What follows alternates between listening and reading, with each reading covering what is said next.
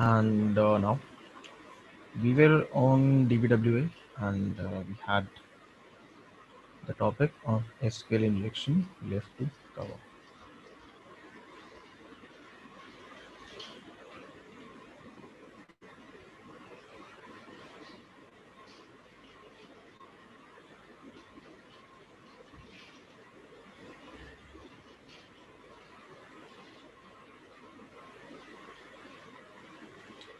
So before we go on to SQL injection, are you guys familiar with what is SQL itself?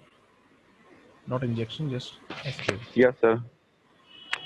Okay. Nitya, what about you? So it's basically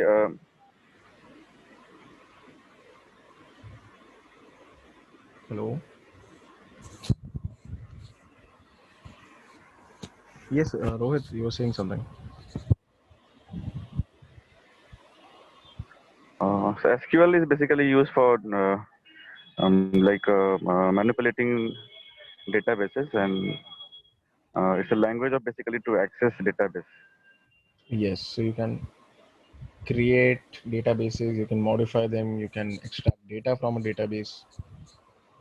All of these things you can do using SQL. So that's basically the language that you use to communicate with the database. So SQL stands for Structured Query Language. Okay, Nitya, do you have any experience with SQL? Have you ever used this before? Yes, sir. SQL was in my syllabus and second Okay, sem. right. So I have read its basics only.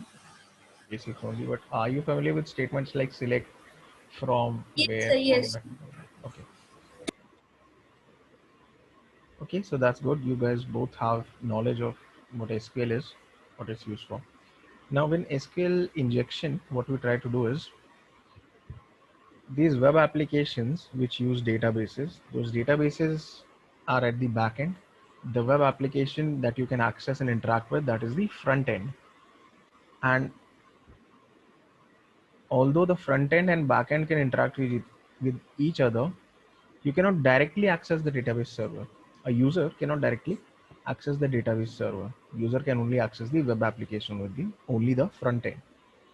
So what happens is these websites,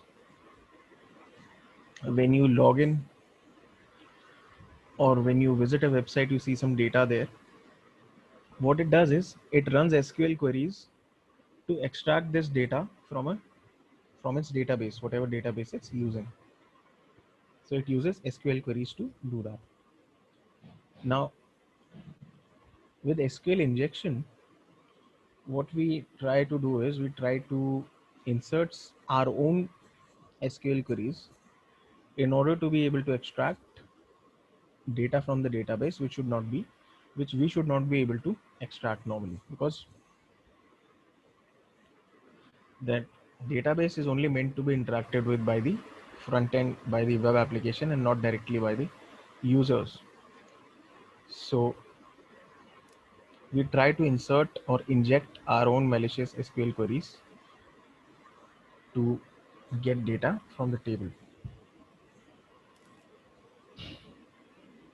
So again, we'll see how that works in DBWA.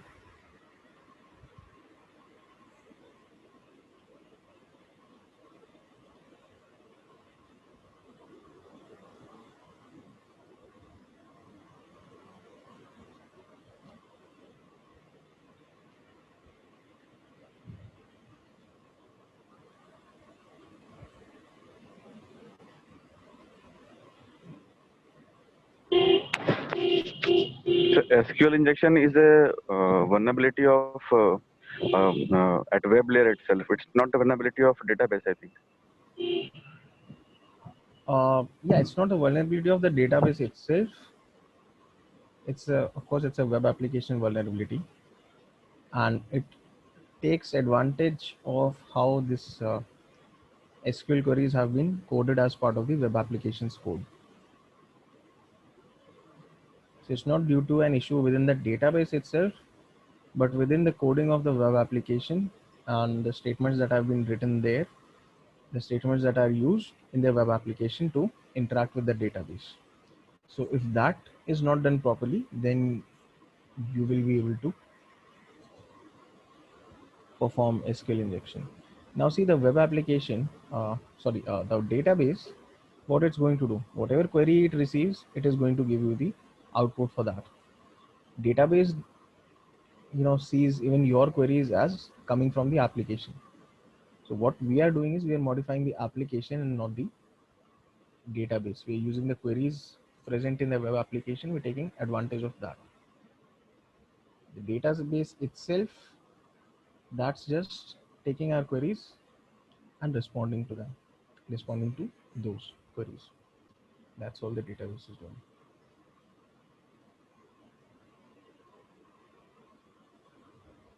So have you tried this SQL injection? This kind of thing? I have tried on my organization testing pages. Okay. When we were testing our organization some web applications, then we have used to some extent, not in deep. Yeah, because at least if you are able to figure out whether it's vulnerable to SQL injection, that's enough in most cases. If it's not vulnerable, that's good. Your work is done. I have also heard this with my from my teacher when I was learning full stack development. He told a little about the SQL injection. SQL injection. But SQL injection, if it's present in your code, it's a very critical, very serious vulnerability because it allows you to take data from the database, the kind of data that you should not be able to access. So actually, in the layered architecture, like n-tier or 3-tier architecture, so basically there is a layer between the business logic and the database. It's called DAL layer, data access layer. Yeah. So it is it is patched in that layer only. Yeah, you're right actually. And there are quite a few different ways to patch it. In fact, your modern, all your modern server technologies, they have a few inbuilt protections as well against this. So SQL injection will mold. Uh, I tried to combine mainly and mostly. SQL injection will mostly be available on slightly older technologies, not the latest ones. So mainly it will be seen there. So okay, we are in DBWA. Let's change this to go to SQL injection. Now let's forget about SQL injection. First, let's see what it's trying to tell us. It's saying enter a user ID. So ID would likely be a number. Let's say what if I enter 2. So it's giving me the first name and surname for this ID. Let's try entering 4. Again, it's giving me, if I enter 6, no information. That means user ID 6 probably doesn't exist. Does 5 exist? Okay, 5 exists. So I think there's no more than 5 users in this database. Let's see. Okay, we'll also see a lot of other things here. So now, whenever you see such a kind of implementation, what you could keep in mind is that there's probably a database that's running in the backend, and there is an SQL query running in this web application.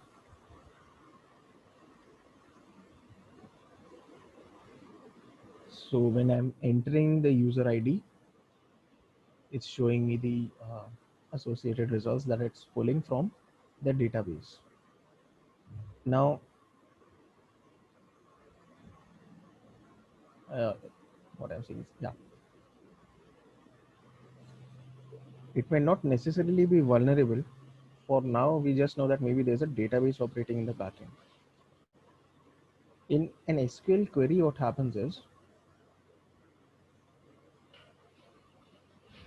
for the values that it takes as input, it uses single quotes to enclose that, and in this input field, that is exactly what it's doing.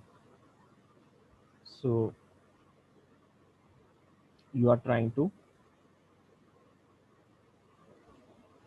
check, sorry, no, not check, you are trying to input some data, and that is going to be then taken as an input, and it will be connected with the rest of the SQL query. So let's take a look at how you test for SQL injection. So you simply use this. The first thing to try is use this single quote. This is mainly what's going to tell us. So it says you have an error in your SQL syntax. Check the manual that corresponds to your server version for the right syntax. So this is error-based SQL injection. We know whether we are doing the right statement or we are doing something wrong, because we are getting the errors output to us on the screen. So this might be vulnerable to SQL injection, but we don't know for sure. Now user ID, if I enter 1 and I specify another condition. Now probably, okay, when you are doing this, you should keep in mind that the SQL injection, the SQL statement, sorry, that's in the background, what that might be looking like. So it is probably something of the sort which says, select first name FN. I don't know the exact column names. I'm just giving examples. FN, LN, first name, last name, from whatever the user's table name is. Let's say just user, and where there is a condition. ID is equal to, and within single quotes, the value that we enter is going to be taken. So whatever I'm entering is going here between those single quotes. So this is where I enter any values between these single quotes. So before that, there is a where clause. So it will only select those entries for which this where clause condition is true. So I can specify an alternative condition as well, where ID is equal to 1 or 1 is equal to 1. 1 is equal to 1, any number is equal to itself, any character is equal to itself. This kind of statement is always going to be true. Okay, because unless you change the entire basement of, sorry, not basement, unless you entire base foundation of mathematics itself, unless you change that, then this is always going to be true. So 1 is always equal to 1. So this statement is always true. So if ID is 1, then of course this part is true as well, and this part is true as well. But for cases where ID is not equal to 1, then the first part of that statement is false, but the second part will be always true.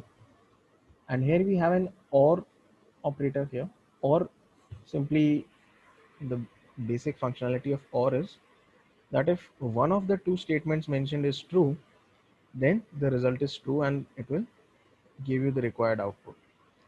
That's why we're using OR here, because even if one of our conditions in the where clause is true, then our statement will execute.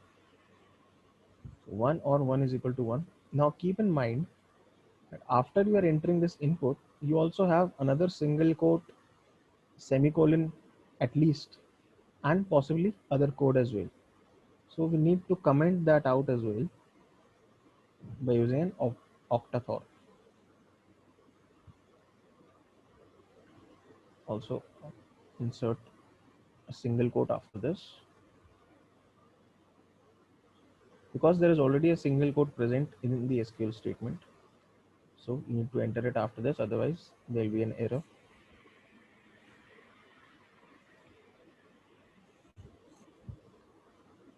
So in this case, our SQL statement effectively becomes select first name, last name from users table where ID is equal to 1 or 1 is equal to 1. In the first case, ID is equal to 1 is true, so it will run. In all other cases, ID is not equal to 1, but 1 is equal to 1 is always true. So it will show us the data, and the statement will be true for the other rows, other entries as well. That's why we are seeing this result here. So you can say that in this case, your SQL injection is successful. Okay. So this is basic SQL injection. We are trying to get all the data from the specified queries. But there is something that would be very useful to us.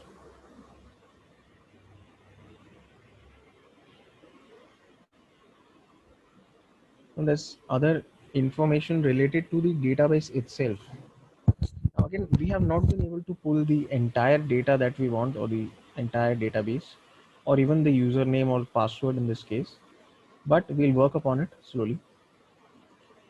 Now there is some data information pertaining to the database itself, which could be useful for me. Okay. Before I go on to that, are you familiar with the union statements in SQL? If not, we'll quickly go over it once. Okay, let's just go over it. In any case, it will be a refresher if you haven't used it in a long time. Because there's one important thing you need to remember when you're talking about union statements or union operators in this case. So what it does is it combines the results of two or more select statements. So that's the basic purpose of union operator. And this is very important. Each select statement within the union, the entire statement, each select statement must have the same number of columns. So the first statement has 3 columns, the second must also have 3 columns, otherwise it will give you an error.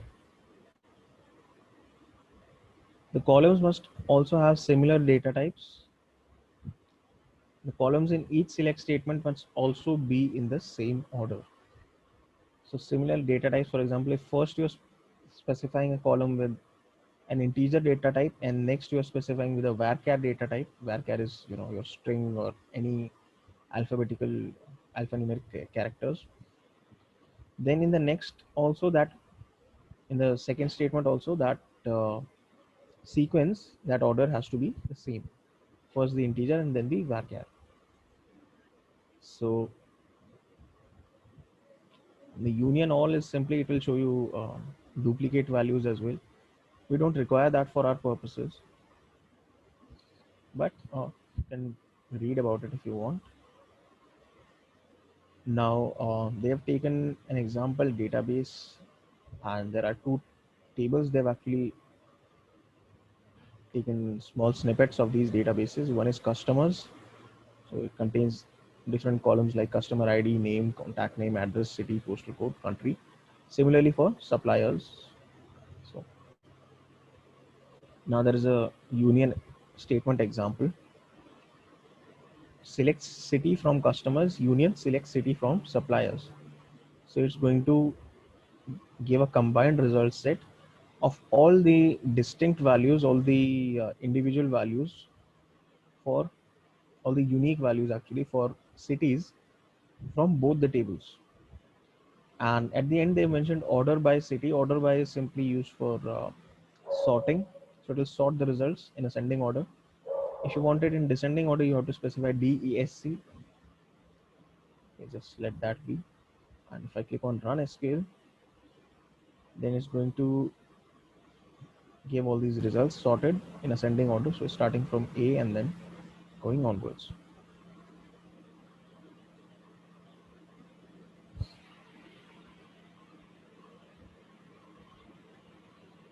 Now we are going to make use of this union operator in our SQL injection. So we could write one union, I misspelled it, union select. Now let's try to find out the version of the database. So what version it's using, that might help us. It's always helpful to know the technology that you're targeting. It might have other vulnerabilities, okay, that you can exploit. So that's also useful information. That's always useful information. Now the version is stored in a variable known as double at the rate version. So if you want to output it, you can simply say select at the rate version, select double at the rate version. Let's try running this. So we have done select those two columns from users where id is equal to 1, union select double at the rate version. Let's see what it gives us. So it's telling us that the used select statements have a different number of columns. Like I mentioned, those two statements should always have the similar number of columns, same number of columns actually, not even similar. So we can add extra bogus columns here. That's never an issue. Select 1, comma, version. So in that second column, you see the value that is specified is 1. So just add the second column, which is called 1. And what are we getting here?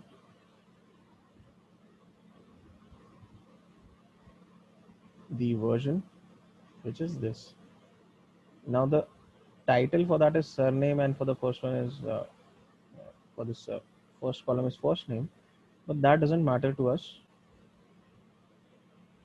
Remember, this is a union statement that has been used, so it expects both the results to be of the similar type.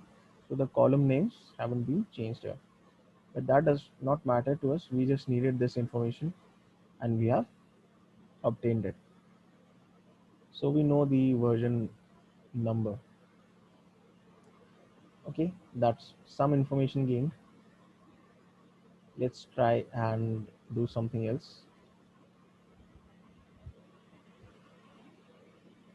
So you've gotten the version information.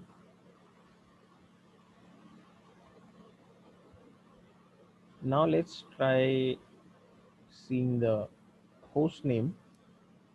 That information is in double at the rate host name, just like in version.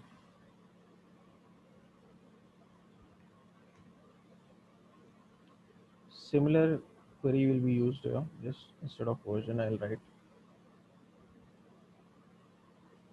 host name. Now in this case, we are still using one single quote union select. If I just omit the one here, okay, instead of this, if I simply write union select, then I can also get rid of this first entry, because currently the first statement is also running. Select those first name and last name columns from users where id is equal to 1. So that is also running. So let's specify an empty id. If it will not find it, it will not give us any output for that. The only results we'll get will be from the other parameters that we have specified. In this case, we were supposed to check for host name, submit, and again we are getting parrot. That's the only entry here, single entry. So 1 and parrot. So we have gotten the host name information now. Similarly, let's try to find out the, what do you call it? Yeah, the name of the database. What database is being used here? Let's try to figure that out. How I'm going to do that is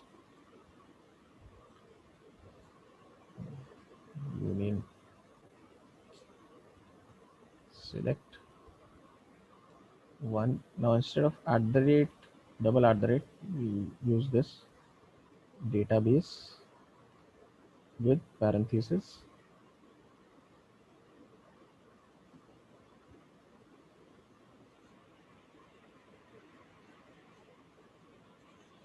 So we are able to also get the database name now. The name is DBWA.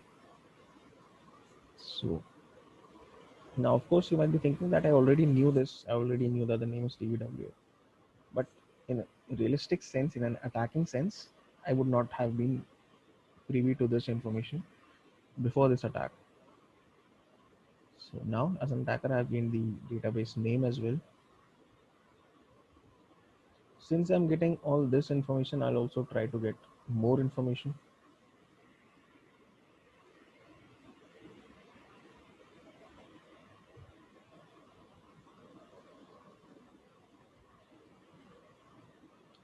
I can also get current user.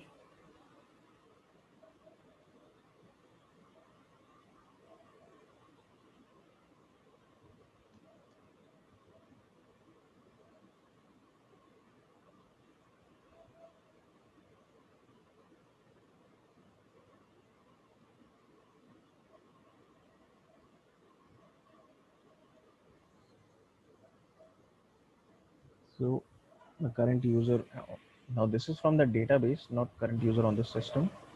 So the current database user is dbwa at @localhost.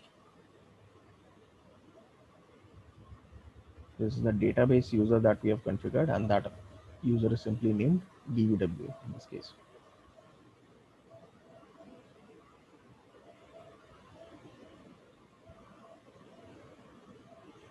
Now we have already figured out the version of the database. So we know something that there is a thing called information schema in a MySQL database, which contains information about the structure of that database.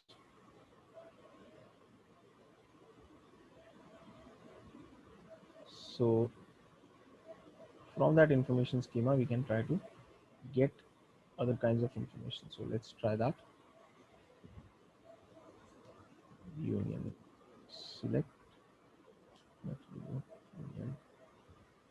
select, and the kind of information that we need. Let's try to figure out the names of tables. So select one, table underscore name. So table name is the information that we want now. From information underscore schema dot tables, and comment the rest of the statement out. Submit. Now we have gotten the names of all the tables in this database. Table names. So these are the table names. These are all the ones that are in use by the system. These are not ones that we have created. The ones created by us are users and guest book. And these are both part of the DBWA database, both of these tables. So now we have figured out the different table names. Now again, you can see this is very critical information. It should not be available to anyone. Okay, only the person who created the database, only the database administrator should be aware about this. But this information should not be publicly accessible. However, with an SQL injection attack, we are able to get this kind of info from our table.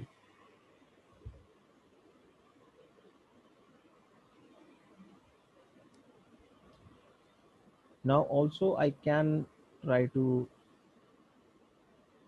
get the column name for a particular table. So I can try to get the names of columns for a particular table. Let's try to get the columns of users table. So now we know that the name of that table is users. Let's try to get the column for it. So again, union select. What did I want? I wanted, yeah, column name one, column underscore name from information schema dot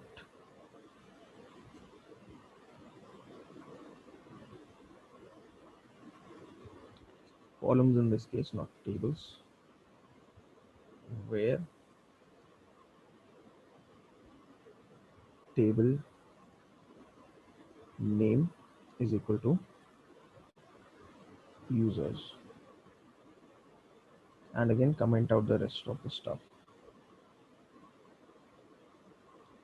So now using this statement, we have also been able to extract the column names belonging to the users table.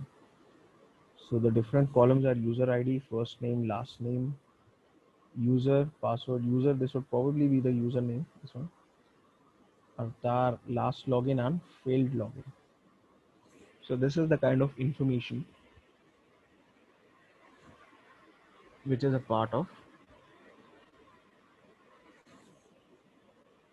the users table.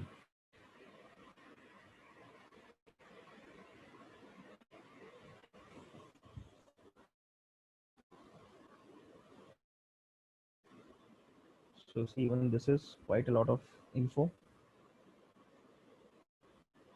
And now that we know the names of these columns themselves, we know the name of the table. Can anyone tell me how I can get the usernames and passwords from this table? What query should I use?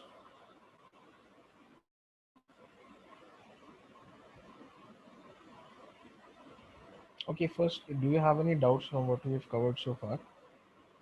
Ask. No, sir. No? No, sir. No? Okay, so now can anyone tell me what query should I use to extract the usernames and passwords here?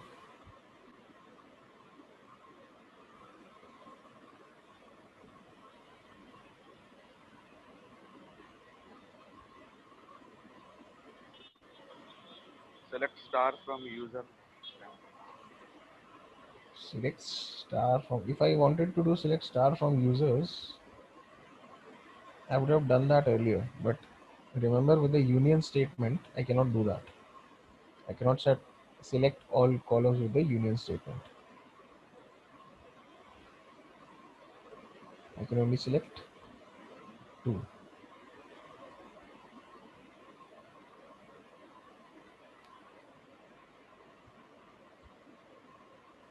See, what I'm going to do is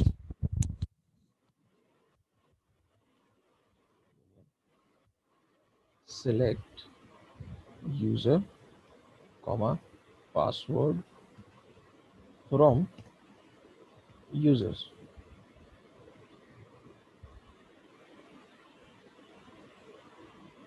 So I've received the details for all the usernames and passwords stored in the table. So for admin, this is the value that is stored for password. For Gordon B, this is the password. Now, these are not exact passwords, because these look like hashes. So let's see. Let's copy one. Copy. Go to the command line. Try to get it identified. Hash identifier.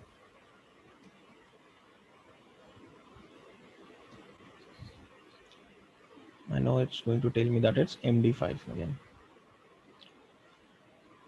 Now I can use a tool known as find my hash. Actually, find my hash, and I need to specify the hash algorithm. So MD5 and the hash value. So find my hash, MD5. So not %MD5. Hash value is this. Let's try. So it is going to try and find it on online decryptors, whether it can find them or not, whether it can find the hash somewhere or not. Not the hash, sorry, whether it can find the original value associated with the hash in an online rainbow table or not.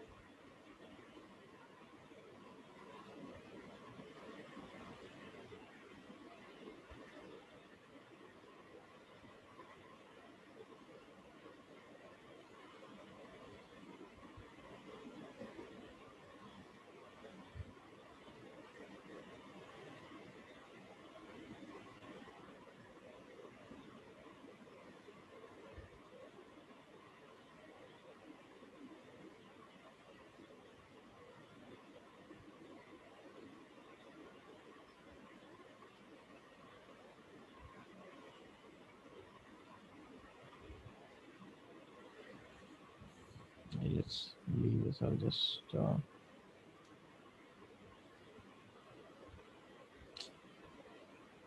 go to md5 online.org and try the decryptor there. It usually has a very large database, and I've rarely ever come across a value that I haven't been able to decrypt using this. Not actually decrypt, but find the original value for. This is the one.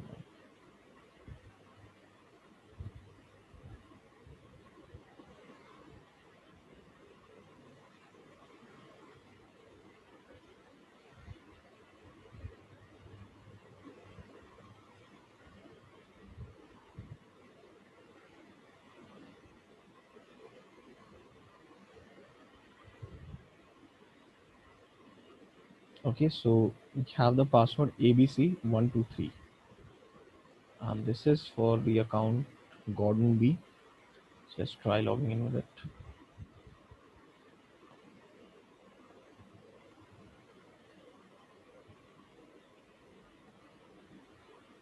So we are able to log in as Gordon B. If I go to any page, here it will show me username is Gordon B. So we were able to log in. So using SQL injection, we have extracted passwords and also cracked the password to gain access to a user's account. Any questions so far? No, sir. Now let's change the security level to medium. Submit. Go back to SQL injection. Now you can see the login field has disappeared. I can use both though.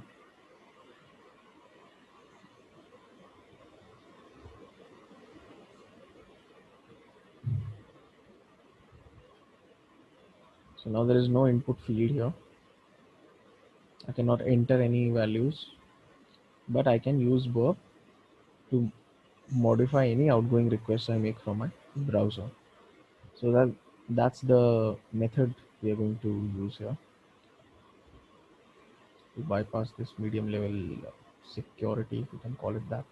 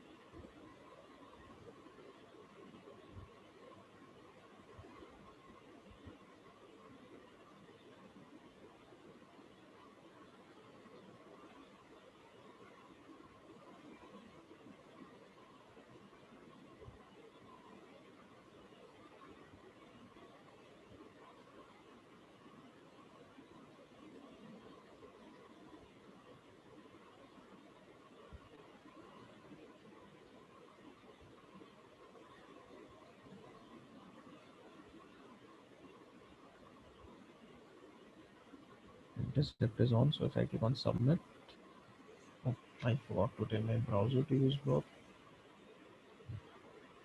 Submit. Now it's captured here.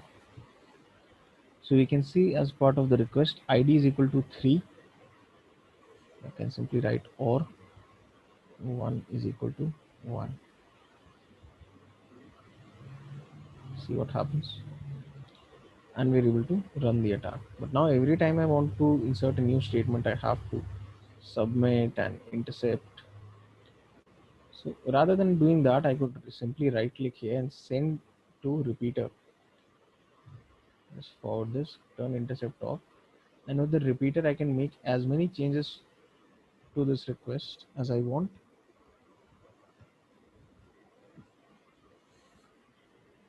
And I'll be able to see the response right here. Now for some reason it's giving me an error with rendering it as a browser response, so I'll have to look at the HTML itself and figure out the result. So in this case, okay, I've received all the values. But similarly, that's what you need to do with the medium injection.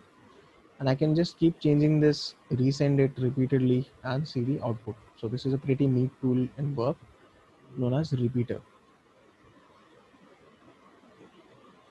You can repeatedly send the request as many times as you want and modify the original requests and keep resending it.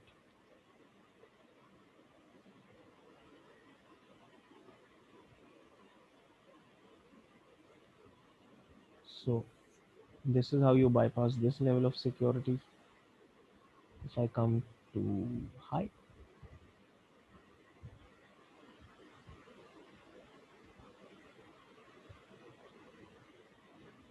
why is it still taking the output from the previous time? I